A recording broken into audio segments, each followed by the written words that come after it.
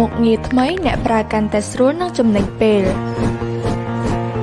យើងចេញផ្សាយជិត 10000 អត្ថបទក្នុងមាតិកា 29 ធំសុទ្ធតែវិជ្ជបណ្ឌិតជំនាញត្រួតពិនិត្យយ៉ាងយកចិត្តទុកដាក់ឥឡូវបន្ថែមមុខងារថ្មីឲ្យអ្នកអានកាន់តែងាយស្រួលថ្មីអ្វីគឺ bookmark ឬមុខងាររក្សាអត្ថបទទុកអានពេលក្រោយចូលចិត្តកាន់តែច្រើនអាចរក្សាទុកអត្ថបទបានកាន់តែច្រើនចុះធ្វើម៉េចងាយទេចូលទៅកាន់ website Hello Groupet ហើយគ្រាន់តែចុះឈ្មោះជាមួយ email ឬកណនីបណ្ដាញសង្គមណាមួយជាការស្រេច Hello Groupet website សុខភាពធំជាងគេនៅកម្ពុជា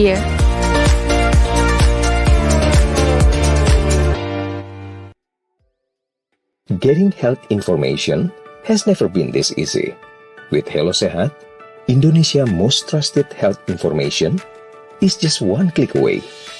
Leading the way since 2015, with 37 million monthly page views, 20 million monthly users, 935,000 ranking keywords, 20,000 medically reviewed articles, and 1.5 million social media followers, with 90-60% of our traffic being organic and direct. Hello Sehat is committed to create a better health content that will inspire users to be healthier, from articles to videos or social media content. We do programmatic, research, online events, and even web management. Our strong research team and experts understand what is needed for people's health. Therefore, we provide an end-to-end solution from health community, live expert chat on social media, hospital booking, doctor booking, and you know what? Every communication are carefully crafted through 4 phases of our user health journey. Let's partner and make Indonesia healthier and happier.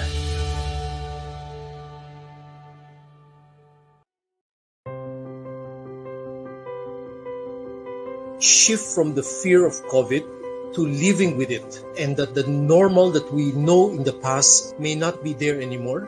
When you take a vaccine, you're not doing it only for yourself, but for your loved ones, for the people closest to you, and for the rest of the country. The diseases that these vaccines protect us against are more dangerous than the vaccine. The treatment does not get rid of the virus, but it prevents the virus from weakening your immune system. Kindness is really the currency of our time. It's never a sign of a weakness of one's character. If we want to seek help, if we want to talk to someone. Number 1, you can get cured. Number 2, it's not your fault that you have this disease. And it's because they're trying to deny that they have the disease. But once you accept it and you learn to live with it, it's really very easy to be living with diabetes. Love your eyes and your eyes will love you back.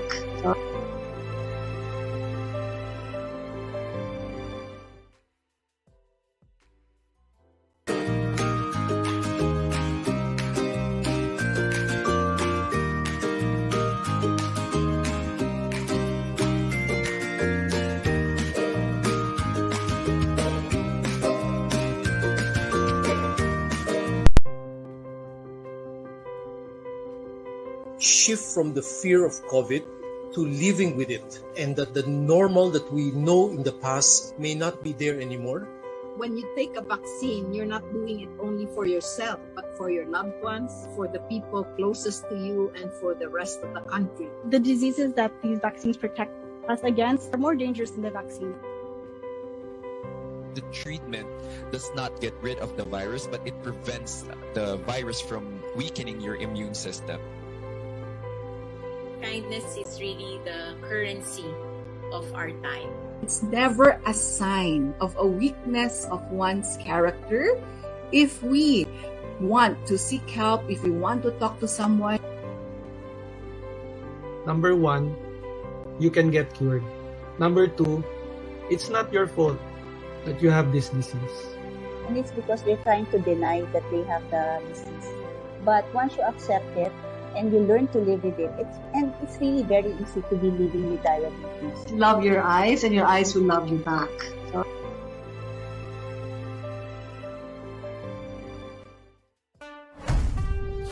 Patuloy pa rin ang laban natin sa COVID-19. And together, we can beat the solution. B. Bawal walang mask. I. Isanitize sa mga kamay. Iwas hawak sa mga bagay. D. Umistansya ng 1 metro. A. Alamin ang totoong impormasyon tungkol sa COVID-19. Protektahan natin ang sarili at mga mahal sa buhay. B-I-D-A. Be the solution sa COVID-19.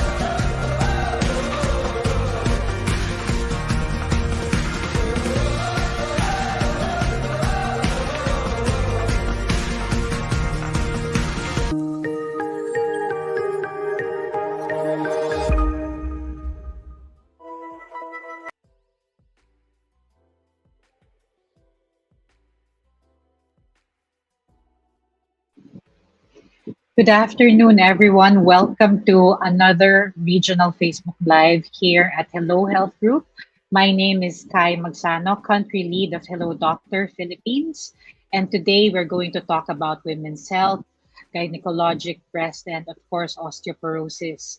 And of course, a Facebook Live to represent the entire Hello Health Group would not be possible without my co-host, one of the people I look up to here at Hello Health Group, none other than the editor-in-chief of Hello Sehat in Indonesia, Rahmadin Ismail. Hi, Madin. Hi, Kai. It's good to see you again.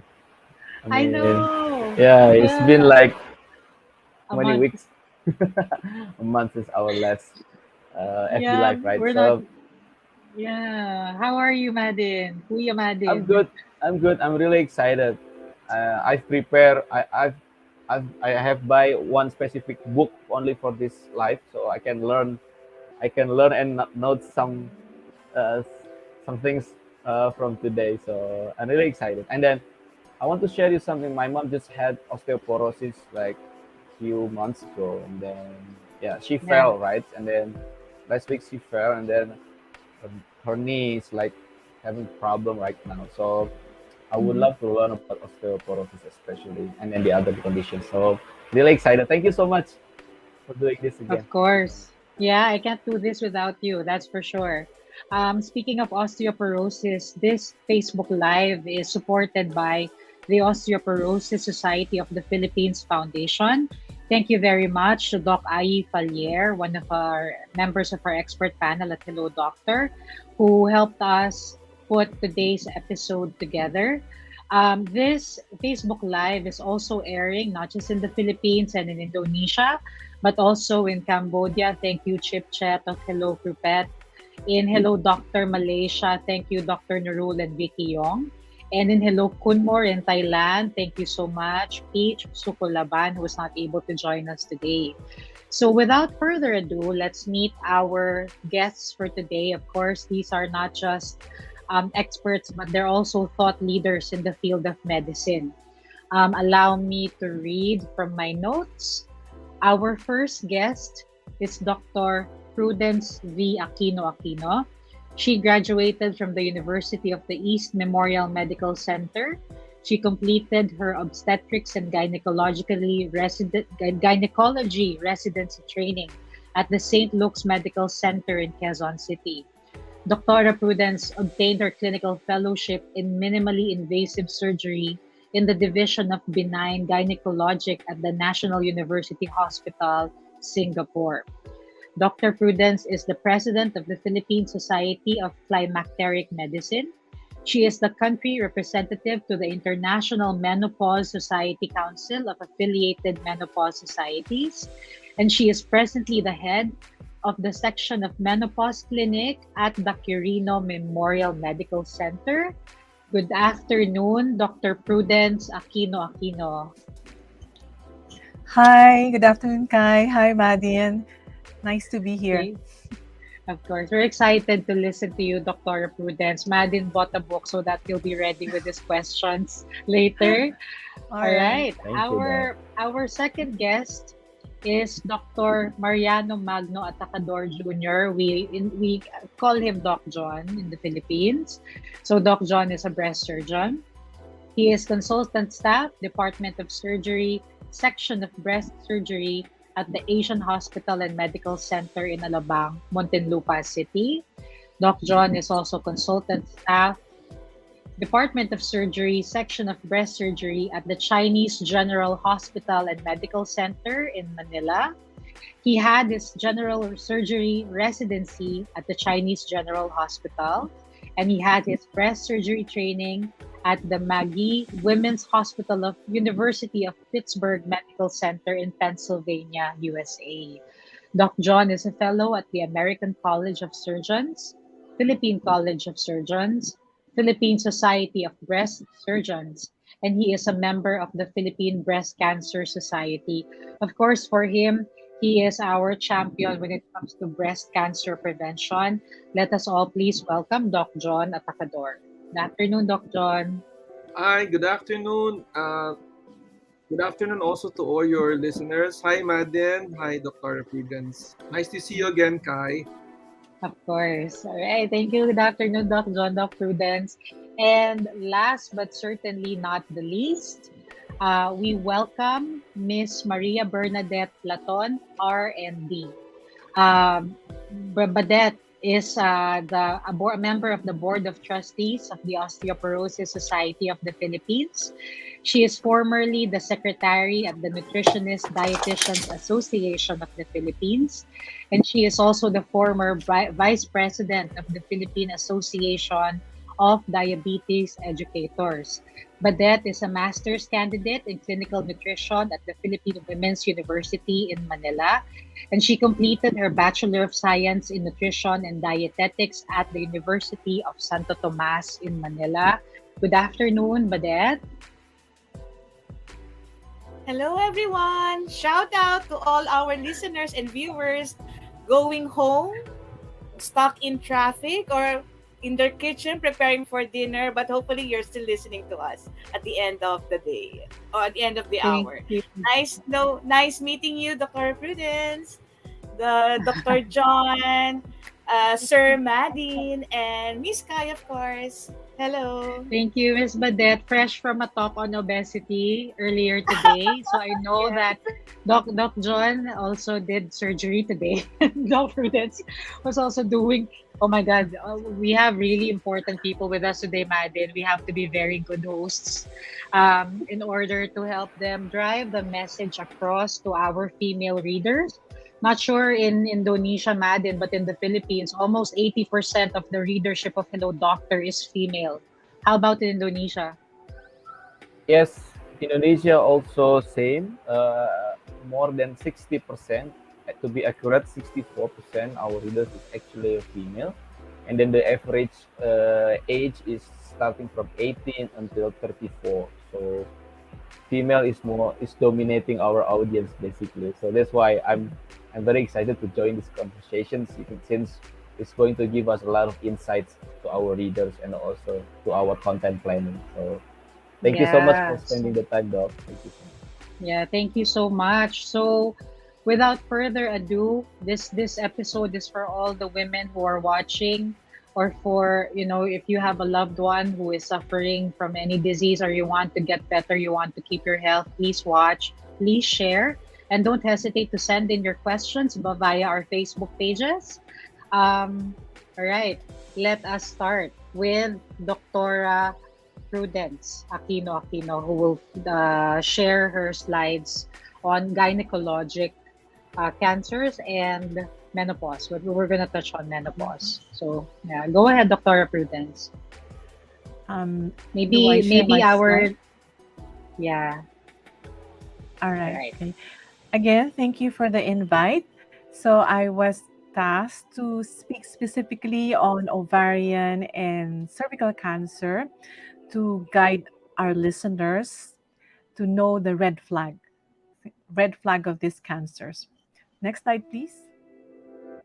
So again, just to orient you, the women, I'm sure the women knows this, but the reproductive organs among which we need to discuss about are the ovarian and cervical cancer, and which you can see they're hidden in our body, lower pelvic area. And because they're hidden, we sometimes don't know if there is something happening into the ovaries and the cervix that will lead us to cancer. So let's find out more about this type of cancer. Next slide, please.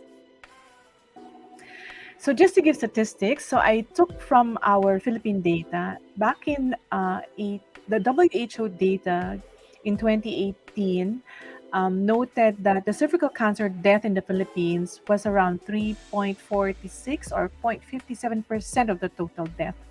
As to the age-adjusted death rate, it was 8.52 per 100,000 population, which makes the Philippines number 86 in the world. And as to our DOH statistics, it's the second leading cause of cancer among women. And yearly, they diagnose 7,277 new cases, and the cause of death of 3,800 women, really staggering numbers. Next slide, please. As with the ovarian cancer, according to the WHO in the 2018 data, ovarian cancer deaths in the Philippines reached 1,836 or 0.30% of the total deaths, and the age-adjusted rate was at 4.51 per 100,000 of population, and it makes the Philippines 90th in the world when we talk about ovarian cancer. And according to our local data, cancer of the ovary, the overall incidence 12 overall, the cancers, and it's a fifth among females. And the incidence increases as a woman starting the age of 40 onwards. So it's a really a late onset ovarian cancer. Next slide, please. All right. So just to give you a more recent data, in the 2020 Globocan data, the Philippines had the following statistics. The cervical cancer was at 7,897% of all the new cases of cancer, while the ovarian cancer was 5,395%. So it's really still high numbers. Okay, next slide, please. All right, so for all kinds of cancer diseases, really prevention is better than cure, and this is what's stated by this Dutch eminent person, Desiderius Erasmus, and nothing is more true than it is with ovarian and cervical cancer. Next slide, please. All right, so let's find out about cervical cancer. The cause is a human papillomavirus type 16 and 18. And so for us to prevent, we must know the risk factors for having an HPV infection. So studies, a local study and that of a DOH directive, they found that the risk factors for HPV infection are a risky sexual behavior. So what do you mean by this? When you have a multiple sexual partners, when you have sexual partners, whether regular, casual, who themselves had several sexual partners, so it's best to find out, are you monogamous or not? No? And then if women start having sex early in life at age 15 to 16 years of age, and in this study back in 2009, they found this common among low socioeconomic women, so at status living in that level, and those women with a high, lots of children, high parity, and those who have been using OCP. OCP refers to oral contraceptive medication. So why would OCP, you're on a contraceptive and you have a high risk for HPV? Because you're not using the right contraceptive. If you look at the HPV, it is sexually transmitted. So for you to be protected, the best family planning method would be a barrier method, specifically condom. That's why the use of OCP makes one at risk for this, especially if you have the other risk factors with you. Next slide, please. Now, how do we detect cancer? Sad to say, in the early stage, there's no detection at all. Nothing. The woman will not feel anything. And we only detect you when you have advanced stage. You will normally, this women have will complain of abnormal vaginal bleeding. How will you know? Well, we know women have monthly menstrual cycles, lasting for about less than 8 days. If anything beyond this normal occurrence of your menses, you need to be seen because something must be wrong. And if women have unpleasant vaginal discharge, also when women have what we call a coital bleeding, meaning after sex, they will have bleeding.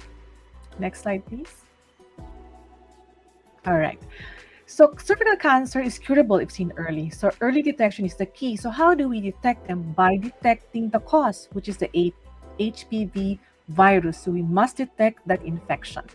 HPV infection is silent and asymptomatic, but can be detected early through pap smear, which women ask for every year, the HPV DNA test, a very expensive test, or the acetic acid test, which is very cheap. And this was mentioned by a very prominent Filipino gyne-oncologist. Next slide, please. All right. Just to show you the screening guidelines for average risk women. And this is the Philippine guidelines, which was put out in 2012, and there's been no update because of the burden of disease in our country. So I put vis-a-vis this, the 2012 guidelines in the West, the American Cancer Society, and you will see where we have deviated. The Philippines have deviated from our screening guidelines because of the burden of disease in our country. So in less than 21 years of age, no screening is required because from the disease chronology of the HPV virus, it will take a long time before a woman having HPV will develop to cancer, because HPV infection actually is self-limited. You can actually, the woman, if she has HPV infection seen on pap smear, it is self-limited. We just have to keep ourselves healthy, practice safe sex. That's why no pap smear or cervical cancer screening is in less than 21 years of age. But when they reach 21 to 29, that's when we need to check on them if they're having cancer or HPV. Because if we check on them less than 21, it is not cost effective, it's expensive. Right? We catch the disease between 20 to 29 because we expect these women to be sexually active. So in our country, we do the regular pap smear. This is every year, and we have what we call a liquid-based cytology. This is every 2 years because of the burden of the disease. But in the Western country, with the liquid cytology, this is every 3 years. I was wondering why would it be every 3 years with the Western countries, while the Philippines every 2 years? Because it is more prevalent in our country, whereas in the Western country, I think the liquid cytology, is covered by their government, and whereas in our country, it is self-pay. Now, in women who are 30 to 65, the pap smear is the screening method is the same as when in the younger age group, the same. Pap smear every year, or the liquid-based cytology, which is more expensive, that's every 2 years. And look on the other side, the Western country, they will say you continue with your liquid-based cytology every 2 years, or the cytology plus HPV DNA test every 5 years. Now, look at this, every 5 years. But this is an expensive test. Too much for the regular earner. But then it is so accurate that you only have to do it every 5 years. So this implies the HPV, when you contract it, it should resolve in 5 years' time. So women more than 65, you're older now, it's the same guideline for the Philippines, whether 21 or 30 or 65. So it still pops here every year. Still, even if she's 65, lola na yan. And the liquid-based cytology is every 2 years. Or if she can afford, she will go for the every 5-year testing, which is cytology plus HPV DNA testing. But in the Western country, no screening is required if there have been 3 consecutive negative prior liquid tests or 2 consecutive negative cytology of HPV DNA testing. I think the reason why these women have access to free health care, that's why they can afford not to have this testing anymore. So this is where we say the burden of disease makes the Philippines, and I guess some of our Asian countries, have our screening done more frequently. Next slide, please.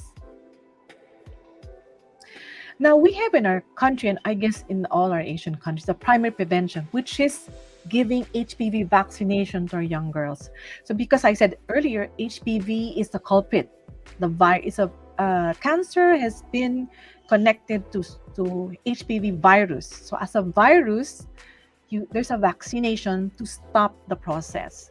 So the target age group are children who have not been exposed to sex.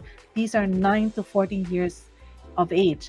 But if the women beyond this did not have an HPV vaccination and they're beyond this age group, we go to the secondary prevention, meaning we have to perform the pap smear now and try to catch the early stage of cancer, or even catch them if they have HPV infection, right? So the key is really educating women to get their vaccination, which the government has plans for giving it for free. And if they can also go to their friendly gynecologists for these shots. And for the secondary prevention, they should have their screening tests for cancer, for cervical cancer. Next slide, please. Now let's go to the other type of cancer that we need to talk about today. This is ovarian cancer. So the risk factors are flashed before you. Nulliparity, meaning you haven't had any child. There's why would you not have any child? Why would that be important? Because it is evidence have shown that women who have monthly menses, meaning they have not had any children, have been exposed for a prolonged period of time on hormones that can possibly promote certain types of ovarian cancer, right? But in women who have had many children, meaning their exposure constantly to hormones have stopped during their pregnancy, are not at risk. Okay? Now, another risk factor would be history of breast or endometrial cancers and menstrual problems. Again, why would this be the case? Because breast and endometrial cancers have been connected with hormonal stimulation. And for menstrual problems, the same thing, hormonal stimulation. Okay? And then lastly is familial tendency, meaning it can be genetic. So if your mother has this or your family has colonic cancer, you have increased risk of ovarian cancer. Next slide, please. So how about the warning signals? So the warning signals, very much like cervical cancer, there's none in the early stage. In the late stage, women will come to us with abdominal mass and pain, but in between, how do we catch them? They come for a checkup when we see an ovarian mass. And there are certain signs of the ovarian mass where we do not do anything. There are certain signs of the ovarian mass on imaging, ultrasound, where they look benign. So for these cases, and they're not having symptoms, we go for a process of surveillance. So if your gynecologist asks you to come back for surveillance, please go back. Because this is for us to check, will this be a benign cancer, ovarian mass, or will it lead to something that will be malignant? So how will we know? So for the surveillance or imaging, we see certain signs, and if they grow in size, and if we put some medication on you, see if it responds, and if there's response, we immediately think of ovarian cancer. Okay? So just to tell you, last night I was at the OR. The woman had a complaint of I think she was having the ovarian pain for about 5 months.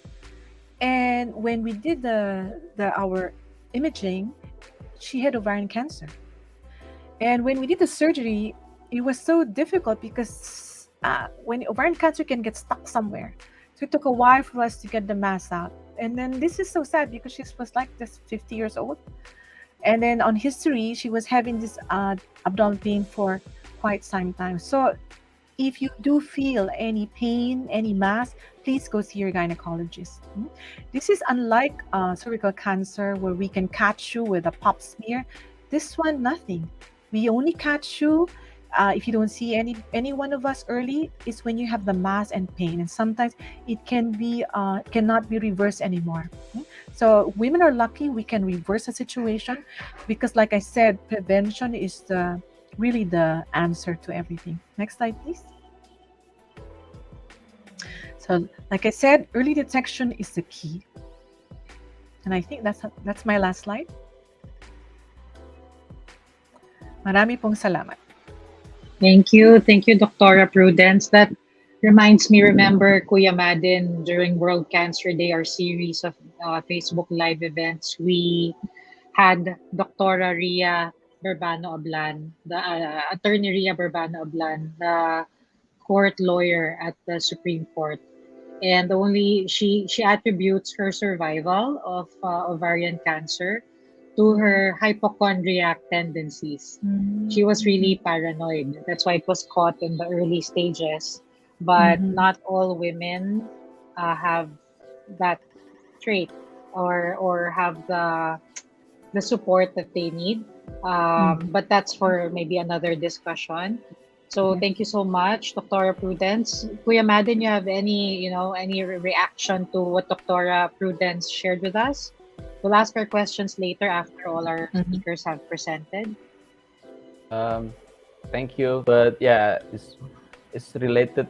I just having this conversation with my family, especially my wife, about getting testing HPV. But yeah, Dr. Prudence always mentioned about the high cost and the cost. So I think that's part of our conversations. But yeah, just my initial reaction to that is about cost can affecting the awareness and the educational part. So I think we have to start investing time and money just to focus on this. So it's because it's very important. So thank you so much, Doctor. But may I add, there's a recent study found, not a recent, but a study a couple of years ago, which has proven that if we do a certain cheap way of detecting, we can actually catch the HPV early. It's just putting the gynecologists will know this. We do it. The Society of Gynecology in the Philippines do this on a nationwide basis. No, you just put an acetowide. It's a diluted acetic acid. Put on the cervix. They can tell if it's going to be a cancer or not. Precancerous. They biopsy and they catch cancer early. So that's what we've been doing nationwide. So we actually go around the expensive way of testing for precancerous lesions. Yeah. The important, I think, takeaway, Kuya Martin, is to work with your doctor. Any symptom, don't be afraid to tell your doctor. Okay? Yeah. So speaking of symptoms, now we go to breast health and breast cancer. Not really too deep into breast cancer, but more the preventive and the positive reinforcement. Doc John, last year during Breast Cancer Awareness Day, already gave us tips, but thanks to social media, the memory of people has become really short. It's become as long as a TikTok, less than a minute. So maybe we will reiterate some of the messages, and Doc John has also new tips to share with us. So let's give the stage to Dr. John Atacador. Thank you very much. Thank you for having me. Hello, Doc. So I have no disclosures to share. Next slide, please. So this is the message that I want to share with everyone this afternoon or this evening, that breast cancer can be defeated. Next slide, please. So this is just an outline of what I'm going to talk about this afternoon. Next slide, please. So to start, we always have to go back to the basics. So this is the normal anatomy of the breast. So there's a cross-section of the breast. There are important structures there that I want you to remember so that I can explain to you how breast cancer starts. So there are particular important parts of the breast, such as what you call the lobules. These are the pink structures that you find there. And this is where the milk is formed. So we call it the milk factory. And in order for milk to go out into the nipples, it passes through a series of tubes or ducts, what we call ducts. So next slide, please. So these are the numbers, and so breast cancer in general is the most common cause of cancer-related deaths among Asian women. 1 out of 13 will develop breast cancer. 1 out of 100 will die before reaching 75 years old. And majority of breast cancers are not hereditary. So as you can see, the numbers are kind of depressing. They're kind of sad. But the good news is that in the past 20 years, the treatment, how we treat breast cancer, how we try to detect breast cancer has improved. And this includes how we do surgeries, the medications that we give to treat breast cancer, including the technologies that have been developed to detect breast cancer. Next slide, please. So what are the preventive tips that I can share this afternoon? So remember, please bear in mind that there is no single effort or tip that one can do to really prevent breast cancer. There is no silver bullet, so to speak, to prevent breast cancer. And these are some important tips that I want you to remember so that it can also improve your breast health. So one is to limit alcohol intake. There was an interesting study that was done in Harvard, and it was a study among teenagers. So they noted that teenagers who were drinking alcoholic beverages 3 times a week had a 25% chance, or rather 25% increased risk of developing breast lumps, rather breast masses, compared to the teenagers who weren't drinking alcohol beverages at all. Another thing is smoking. As we all know that smoking is really bad for your health. And there are studies to show that smoking can increase your risk for breast cancer. control your weight. So this is a very common advice that you can get from doctors, whether it be your cardiologist or your family doctor. But the basis here for breast cancer is that breast cancer is usually hormone driven. So most of the breast cancers that we see are actually hormone sensitive. And where does the hormones come from? So we're talking about two important female hormones, namely estrogen and progesterone. So they come from the ovaries and they're important to your body. They help you control your regulate your menstruation. They actually assist in pregnancy, but they do have an effect in the breast also. So, where does controlling your weight come in? So, well, part of the hormones come also from your body fat. And my advice usually to my breast cancer patients is to maintain their ideal body weight. And how do they do that? And that's the next tip, which is to get moving, to be physically active. Getting physically active means burning calories and reducing your body fat. And thus this reduces also your estrogen levels. So when I say get moving, I'm not saying that you should go to a gym and become an athlete. About 30 to 40 minutes of brisk walking is every day is enough. So again, it will also depend on your existing diseases. So you really have to consult your doctor on how much physical activity that you can really do. Another important tip is, well, this is very important. So we say, do breastfeed. We know that breast milk is best for babies, but breast milk is also, or breastfeeding is actually best for moms too. So this is something that can actually help you control your hormones. Most women who are breastfeeding, they tend to postpone their menstruation. So because the levels of the estrogen are also low at that time. And one important tip also, I'm sure one of our speakers this evening or this afternoon can also agree with me, you can also limit the dose and duration of hormone therapy. So you have to communicate. Again, the key is communication with your doctor. If there are other ways to help you with your transition towards menopause, that would be also a good option. Next slide, please. So basic tips would be eat the right foods every day. So what are the right foods? Basically, the right foods would be the foods that are rich in antioxidants. There is no specific superfood that can really prevent breast cancer. In general, the ones high in antioxidants are the ones that you should be eating.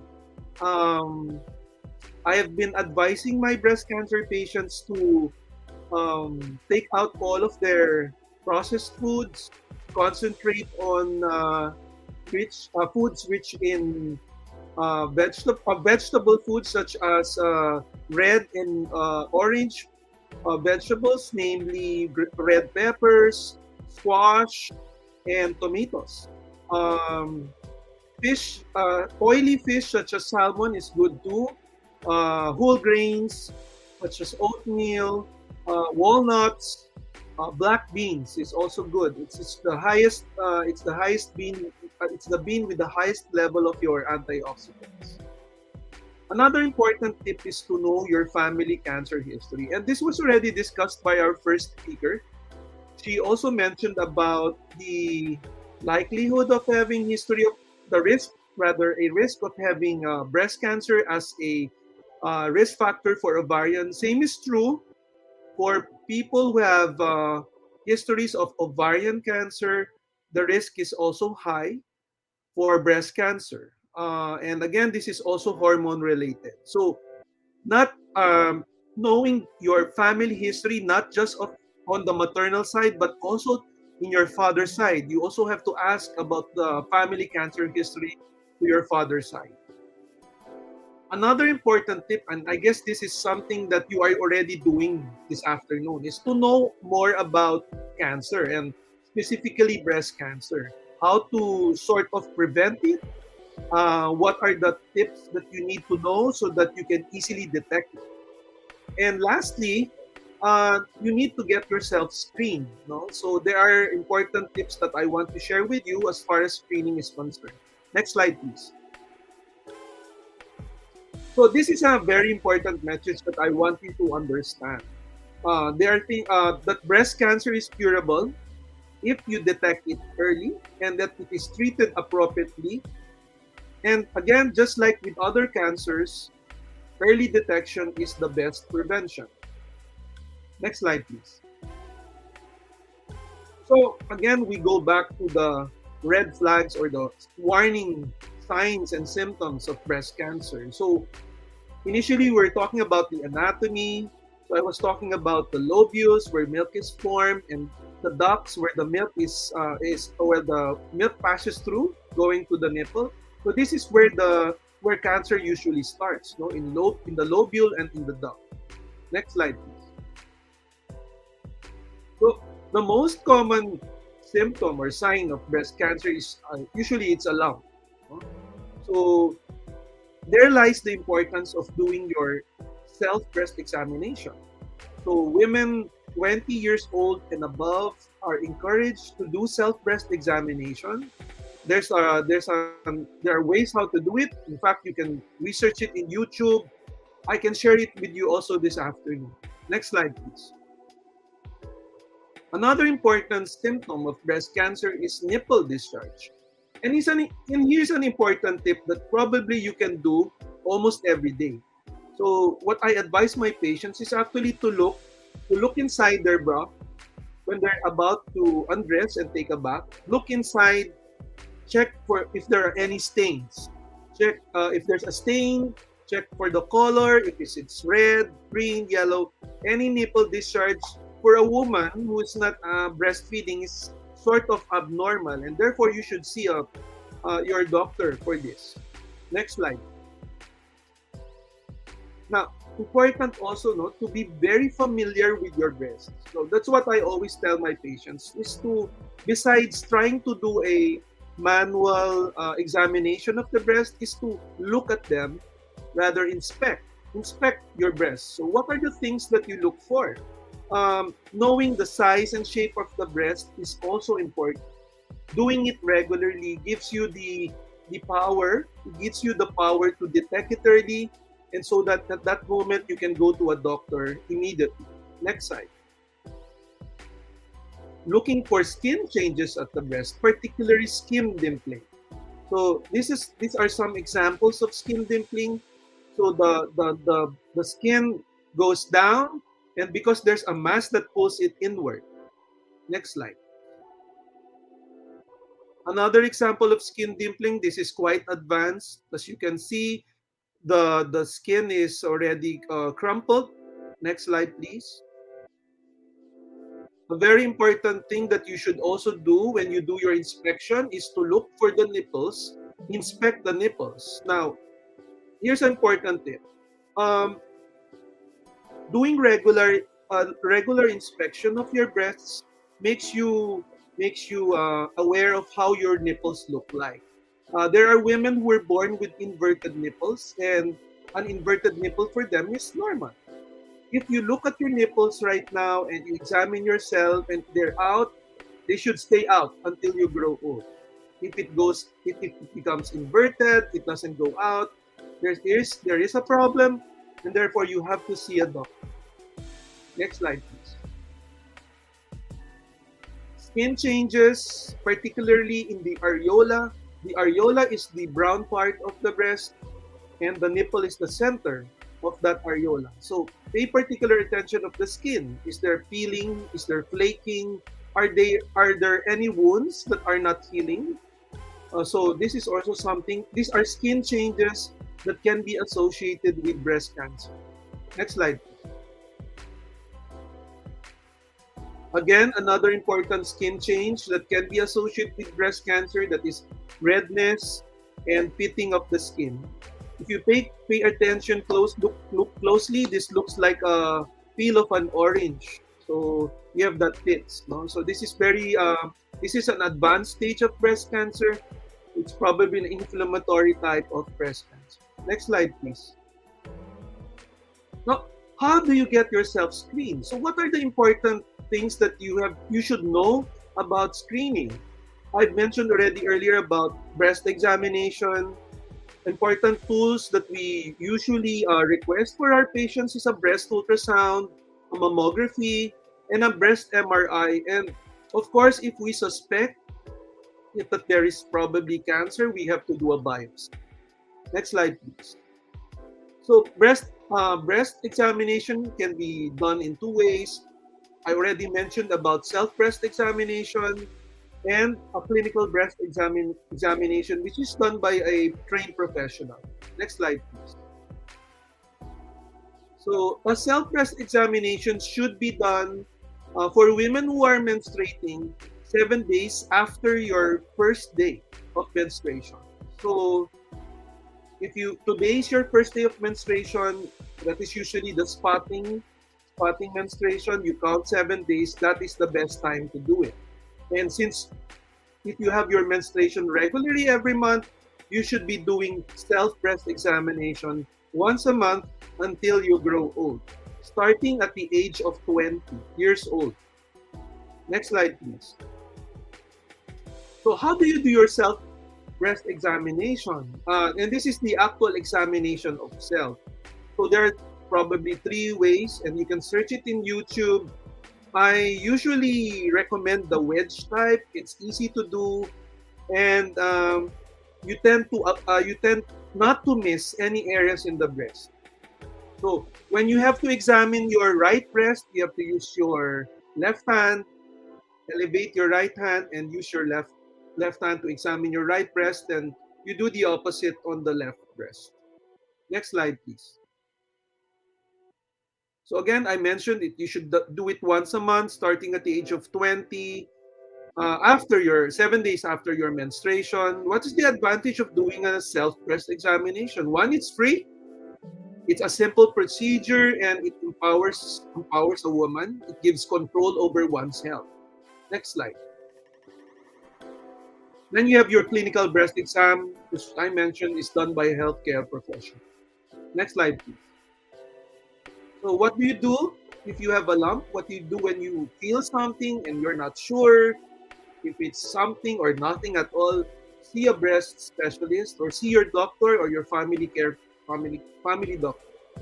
Next slide, please. So yes, that's the right word. Do not panic.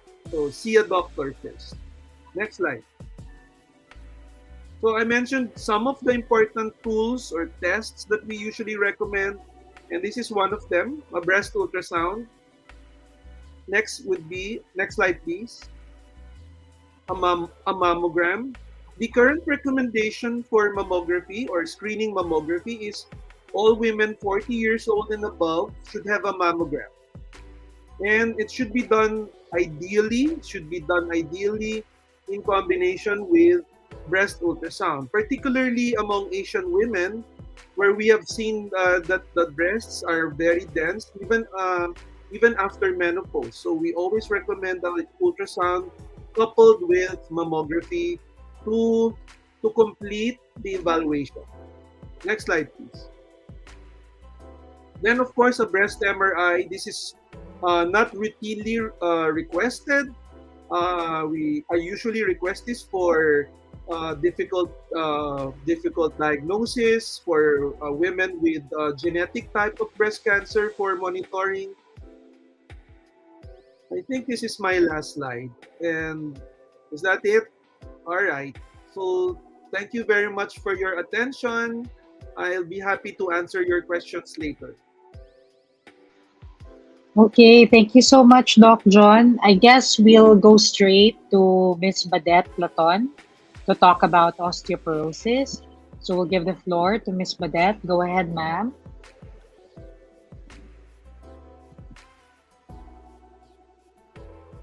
Miss Bernadette, we can't hear you. You're on mute. All right. Yeah. You almost caught me examining my breast. Good thing I, I stopped myself. Well, anyway, for the last part of this session is all about take action to both health. Next slide. There are reasons why it is important to have strong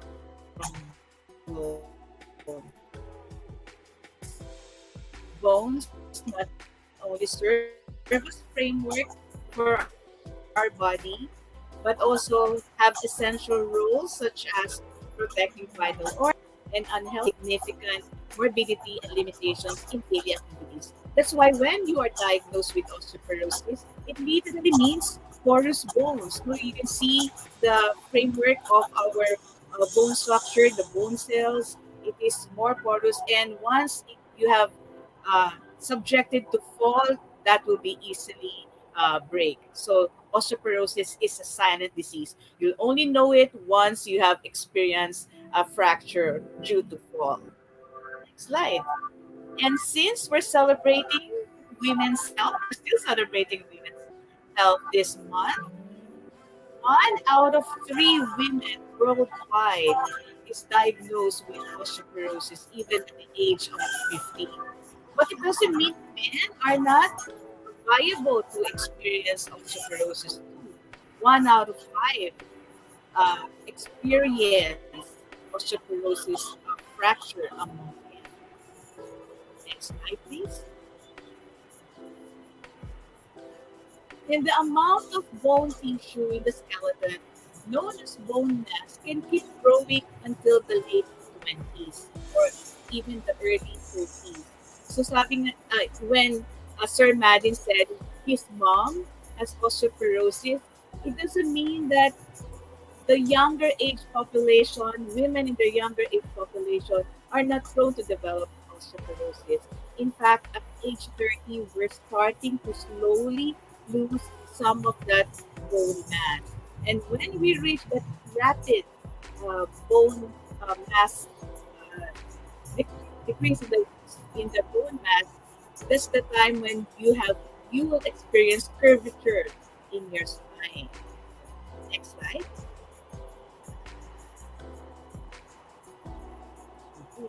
So I totally agree with Dr. Prudence a while ago that prevention is better than cure. To those who already have osteoporosis, let's make it a family matter by guiding them to have a healthy lifestyle at a young age to avoid the risk of osteoporosis.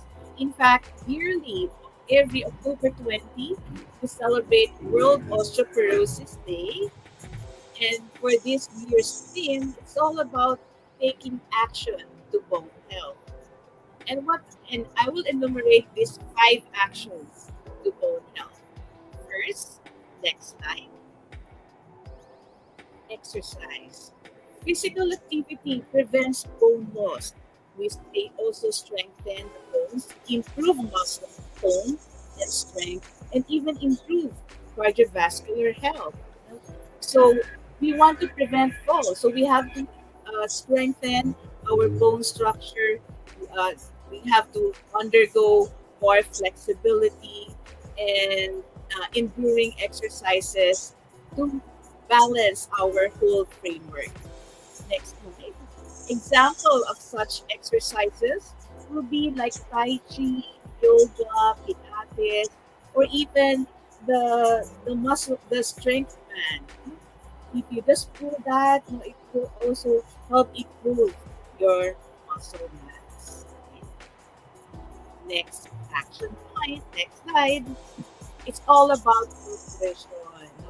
We know that as we grow older, the reason of our growth and development is all because of protein. So we have what we call the bone builders coming from your proteins, your calcium, and your vitamin D. Protein, uh, they just don't build bones, but also repair tissues. Regardless if it is animal sources or plant based, you can also get your sources of your protein. Okay. Next slide. Okay. So example of such plant-based protein. Go back. Example of your plant-based protein, especially who are vegan or vegetarian, you could replace your animal protein with tofu, or even your grains like your quinoa, your brown rice, and oatmeal. You also can get some protein sources from plant-based. How about the next source of nutrient? Next slide. Calcium. Did you know that 99% of our calcium is stored in our bones, and the remaining 1% are distributed to your vital organs such as your teeth, your blood, and even muscles. So imagine, no, with more need for calcium, we and you're not getting it from food, your bone will be excreting or replacing the food sources, and it will be now deposited or excreted from foods. And we don't want, to deprive we don't want to deprive our bone sources for calcium. That's why you have to get enough calcium daily from your meal plan. And just to have some examples of your calcium in the next slide, we know that calcium, we can easily take that from the milk that we drink. But for those who do not drink milk, on the other hand, you can also get that from your plant sources, such as your nuts, your almonds, your green leafy vegetable, dairy products, your soy products. But even if you are aware of the high sources of your calcium, it does not necessarily mean all of it will be absorbed in the bones. We have what we call the bioavailability of calcium. Now, cow's milk have the highest bioavailability of 32%. In fact, from the higher amount of their calcium source, and 32% is just absorbed. Yet you can get 93 milligrams of calcium for just one drink of your milk. Not bad, even if for those who do not drink milk, on the other hand, plant-based such as your green leafy vegetables, they have higher bioavailability. However, the calcium content, on the other hand, is not that much compared to milk. Okay? Next slide. And in order for that calcium to be readily absorbed in the system, they have to be activated by this vitamin D, our sunlight vitamin, from the vitamin D from the sunlight. And if you're too conscious because it's a little like because of the heat, it doesn't necessarily mean that we should stay inside. Based from the National Nutrition Survey done in the Philippines in 2018, even if we live in a tropical country, but Filipinos are still deficient, from vitamin D. Probably they when they go out, they put on their their suntan lotion, and they bring their umbrellas, and that's why they don't get enough of this vitamin D. So don't be afraid. You can still go out and enjoy the sun. Just don't get it too much before 8 o'clock, beyond 8 o'clock in the morning. Okay? So those are the bone builders. And if there are bone builders, in our next slide, we have what we call the bone breakers. So these hinder the absorption of your calcium coming from your salt. So if you're fond of like adding condiments with your dishes, so I think you should refrain from those extra sauce or extra seasoning. Okay? Now, phytates, they decrease the absorption of calcium. Not just calcium, but even iron, magnesium, and zinc. An example of phytates, if you're fond of adding sesame seeds, eating brown rice or oatmeal, they decrease the absorption of calcium. So even if you want to add milk to oatmeal, and we know that Milk is a good source of protein, of calcium, but with the presence of oatmeal because of phytates, they decrease the absorption of calcium. Now, oxalates, examples of these like your spinach, your chocolate, tea, potatoes, and beans, they bind calcium whenever you eat them. So I guess it's a balance of all variety of food. So in order to get the ample amount of your calcium, caffeine. Those who are coffee lovers, take note. If you drink too much of your caffeine, it also they excrete the calcium in the urine. So choosing the lesser evils instead of adding creamer to coffee, why not add milk instead? So it can replace some of the loss from the calcium that you from the caffeine when you add your milk into your coffee. Okay? Next action point. Third action point: no to negative lifestyle habits. Okay, number one, if you are on this aspect, no, we also celebrate obesity awareness week, not just not just women's awareness. So if we have if our organs, especially the bone marrow, is surrounded by fat, the responsibility of the bone marrow is for also bone forming bone cells that will help prevent the excretion of your calcium. So one of the strategy for lifestyle change is we start a patient on shedding off some of those excess pounds. And if you're fond of drinking if you're fond of drinking alcohol, on the other hand, they slow down bone formation. So we don't want stunted growth. So next slide, similar to your smoking. For the fourth action point for taking care of your bone health, once you are at risk for osteoporosis, why not consult a doctor?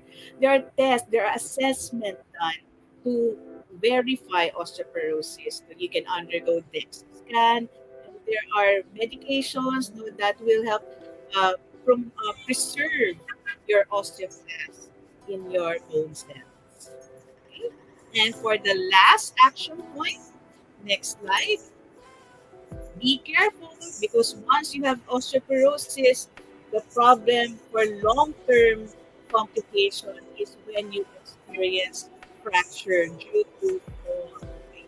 So try to eliminate all these obstacles that will uh, encourage you to experience falls. So like I hope you do not walk on slippery floors, or if you are taking medications, try to check if this will cause dizziness, and talk to your doctor if you experience that one. Or else, if you get dizzy and you lose your footing, it will be a sorry event if you have bone fracture. Okay, and don't what do you call this? Don't be sad if you feel that you need to have assistive devices such as a cane and walker. This will help you with your balance to avoid the sudden incidents of fall. For the next slide, since osteoporosis is a long-term condition, proper treatment can lead to significant improvement in the bone mass. So, in fact, when we ask our elderly clients who has osteoporosis, we ask them for their height 10 years or 20 years ago. There is a significant decrease in their bone stature. So we don't want this. We don't have a curvature and difficulty in walking because of uh, porous bone structure. Okay. And for the next slide, let's invest in our bone health early. For stronger bones in the future, love your bones. Okay? And with that, It's almost dinner time, and bon appetit. Thank you very much. Okay, thank you so much for that, Miss Badette. Why don't we call in all our guests for our questions? I just have a few. But before I ask, of course, I'm going to give my Kuya Madin the chance to ask his questions first. Go ahead, Kuya. All right, thank you so much, Kai. Very interesting. I mean, I'm taking a lot of notes here, but the silver lining of what was being presented by the doctors and also Miss Bernadette is basically uh, early detection is important in a healthy lifestyle, and now just taking action. So I think the hardest part is to taking action. Right now, we know all the theories right now, but the hardest part is always on the taking action part. So probably that's the question for me as my one thing question is how based on your experience especially how you want to urge people, especially young people, to take actions regardless on the especially for the early detections or it just simply as checking their breasts earlier. So how do you urge, and then how do you urge, especially if you have your it's when it's kids, your family or your children, how you urge them to taking actions early. So what do you suggest and how do you communicate this especially? Thank you. Can I answer that first? Kai? All right. Yes, So, Papa first. Madin, just to share with you, uh, during every October, of course, that's Breast Cancer Awareness Month. And I've been very active in reaching out, and actually, it's not me who's reaching out to them. Also, there's this group of college students who they have like an organization that they've been trying to create some programs for their members, and I felt that was a good opportunity to really share share the awareness about breast cancer for young women, because these are the important age groups that need to know and be aware of what to do about preventing breast cancer. So that was one opportunity that I found so much valuable in because I was able to connect with this. I don't want to tell my age, but if I tell myself now, these children, they're not children anymore, no. So these women, no, these women of this age group, I was able to reach out to them and at least sort of share these things, and I guess that's the important thing here, you know. I'm sure the other speaker, Dr. Prudence, would also agree with me that we have to start them early, and awareness is the key. That's all. Thank you, Dr. Joe. I just want to add, probably to refresh the questions, just to I know there are some communication way to approach people, right? There are some people using fear. Sometimes they using fear, like the dangers of this disease, and then some people using reward. If you do this, we will give you this incentive, and then some people are using love, like telling other patients success story or something like that. Based on probably Ms. Bernadette and Dr. Pro can answer based on your experience. What is the effective way to communicate these issues to women, especially at younger age? Is it fear or reward or something? Do you?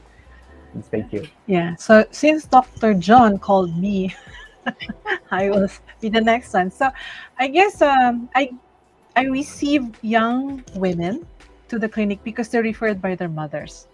So then the young girls refer their friends. So I think, how do I entice them on my clinic practice? I guess I make myself approachable. I'm not condemning. I don't look down at them. So they do come to me. So I see them. They have a genital wart. So I tell them what is the next thing in store if they don't practice safe sex. So that gets me going, and then introduce the concept of HPV vaccination. Now, in the government hospital where I'm attached, we have young girls who come in pregnant, and we give them a family planning seminar. Um, talk with their mothers and tell them exactly what is in store for these young girls who got pregnant early and the risks for STD and, of course, cancer. Now, regarding ovarian cancer, like I said, there's nothing we can do but to make them aware that you need an annual check just to be seen, just to feel your tummy, so that we can feel for any mass. And for women in the midlife or maybe between 20 to 30, they're the ones who are really proactive with their lives. They want to have a pap test, they want to have an ultrasound. Even if there's no reason for the ultrasound, they just want to have an ultrasound to imaging to check on the ovaries, which we agree because sometimes we can our fingers can only do so much when we examine. So those are the things that I believe can help make these young women be aware by being approachable. Mhm. So by being approachable, I call Miss Badet. Okay. Thank you for Prudence. Now, I have a different experience, however, with the younger generations. They are more on the technical aspect, Dr. John, wherein they are more of using their gadgets. No? They seldom look at you in the eyes. So, how can you make yourself be your presence felt among the younger generations? So, I talk to them online. So, instead of them talking to me in the clinic. So at least I can like relate to them in terms of the technology parts. But for the older generation, they are more strict than me whenever I give my advice. However, if you if we elicit fear in them, it helps. No? They became more compliant to follow your advice, especially among the older generation. That's it. I Thank you think so that's much. why, yeah, Kuya Madin, that's why we're working with not just our thought leaders here, but also doctors who are really creating content on TikTok, for example, right? Where the young generation is, we will be there. Hello Health will be there. I'm not sure though if Madden will soon create dancing videos on TikTok to attract more female viewership. But we do have two questions. Kuya Madden, if you will allow me to ask. Any of our doctors can answer. We have one from Jam Liza Montajes in the Philippines. What is the most important issue in women's health? That's one. And then there's one that's very specific. The username is Kalia Stro. I was said to have mild epithelial cells, so I was given Marvelon for 3 months. Is it enough? She's asking for your thoughts on this and about Bartholin's cyst. Before our doctors answer, to the viewer who posted this question, please know that our doctors' insights do not replace what your doctor will tell you. So please ask your doctor too. Okay? All right. So any of our doctors, would you like to answer any of those two questions? Or experts, Ms. Badette, go ahead po. As far as the more important issue in women's health, I think don't look at it as there's like a hierarchy which is more important. It's all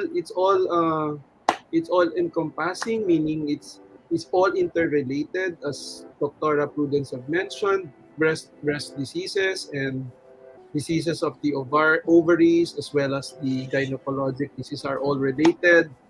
Ms. Badet mentioned about osteoporosis, uh, which is very, very important. In fact, I also have a few questions for you, if I may, for Miss Badet, not for myself, of course, but um, I think it's all interrelated, and I don't look at it in such a way that there is something more important than the rest. Everything has to be treated equally. Dr. Prudence mentioned constant communication with your doctor, and I'm sure in Dr. Prudence practice, she also sees breast cases, and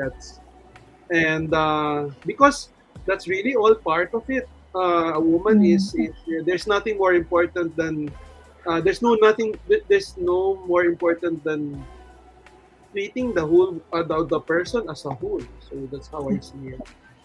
The next question I think is more for Dr. Prudence. Yeah. So, because you called me again, Dr. John, it's my turn. So, I agree with Dr. John. Really, it's everything is important to women, I believe. No? So, the important thing about in women is that to lead a good quality life as they go into the other end spectrum of the reproductive life, have a healthy not to extend their life, but to have a healthy life as they go proceed beyond midlife. And there goes the taking care of making sure you have no breast cancer. If you do, you have lumps, you go see Dr. John. And if you have issues on nutrition, you go see Miss Bernadette. If you have issues on other problems of ovary, cervix, see me. But before I answer the next question, Dr. John mentioned about hormones leading to breast cancer. Just to qualify, just to make important uh, qualification in the matter, he was referring to menopause hormone therapy. So we do give menopause hormone therapy for women who need it. These are symptomatic young women. So when I say symptomatic and young, these are women within less than 60 years of age, more and less than 10 years into menopause, because menopause hormone therapy have been proven to be to give them a better quality of life as they go beyond menopause in terms of decreasing risk for cardiovascular disease, decreasing osteoporosis, and even cognitive health. What Dr. John mentioned about hormone replacement therapy that might not be good for breast cancer, true. If we give this to women more than this period of time and more than this age group, because a study has shown that if we give this to women who don't need it and are beyond 60, it might not help at all, because we believe that you cannot make a dying plant live again who's sick already, because you will only aggravate the situation. So, and just to qualify, if a woman needs MHE, don't be afraid, because your doctor knows when to give it to you, and the risk for having breast cancer is similar to the lifestyle, the risk factors Dr. John mentioned, less than 0.1% for alcohol intake, limited exercise, and being fat. So then I go to the next question. Mild epithelial cells. I think she was referring to the pap test. I don't know. Mild epithelial cells is nothing. I guess she was given Marvelon for it's an contraceptive pill. Maybe she had a hormonal imbalance, probably. And the Bartholin cyst is actually a benign condition, nothing to do. If it's just observed, nothing to do. If it's getting bigger, there's pain, you go to your gynecologist. This might need surgical intervention. Then because of that, I give it to Miss Bernadette. Intervention, eh? Yes. Actually, doctors, no, I've noticed whenever I got referral from our clients, they usually start on the heavy side. So when we address the weight, the excess weight, the rest will follow. We have controlled in their bioelectrical markers, biochemical markers, and probably uh, reduction in their maintenance, in their medication. And that's why lifestyles change is still part of our first intervention. Yeah, it's really all about how the choices we make every day, Kuya Madin, whether we exercise or not, what we eat. Will it be whole foods? Will it be vegetables or processed food? Hopefully not, right? It's Friday tomorrow. I'm super stressed. Am I gonna drink tomorrow? Maybe not. All the slides were speaking to me. Yeah. So, so thank you so much. Thank you so much, Dr. Prudence, Dr. John, Miss Badette. This is one of the reasons why Kuya Madden and I love our work is it's really also teaching us to be better people. To be better people so that we can be better carers also for our loved ones, our families. Thank you so much for spending your Thursday with us. I hope that this will be the last time that you will grace us with your presence at Hello Health Group. So maybe Kuya Madden, I'll give you the final word before we say goodbye to all our viewers. Thank you. I mean, women's health is everything for me and my mom. I still have my mom's, my mother-in-law, my wife.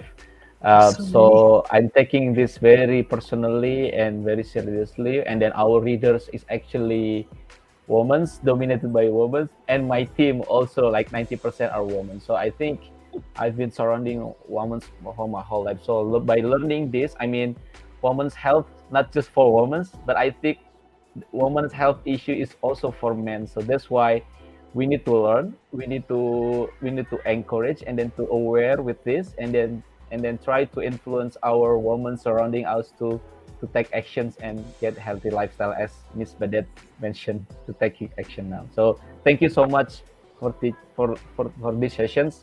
It really helps me and my team and in Indonesia. Thank you so much, Doc and Miss Bernadette. Okay, so in behalf of all our guests and my co-host Kuya Madin, who I actually lovingly refer to as an honorary woman, we have a group of friends here in Hello Health. There's 6 of us, and Madin is the only gentleman. We love him very much. So until then, we're excited for Q2, April. We're going to see the Immunization Awareness Week. World Health Day is happening on April 7th. We're going to have another Facebook Live here with Healthcare Without Harm, Southeast Asia. So until next week, that's going to be Thursday next week. This has been Kai Magsanok of Hello Doctor Philippines. In behalf of everyone who is in the program and who supported the program, especially, of course, Alaga Health and Experto Play Labs for providing technical assistance. This has been the Hello Health Group for International Women's Day. #StandStrong. Until next time. Bye-bye.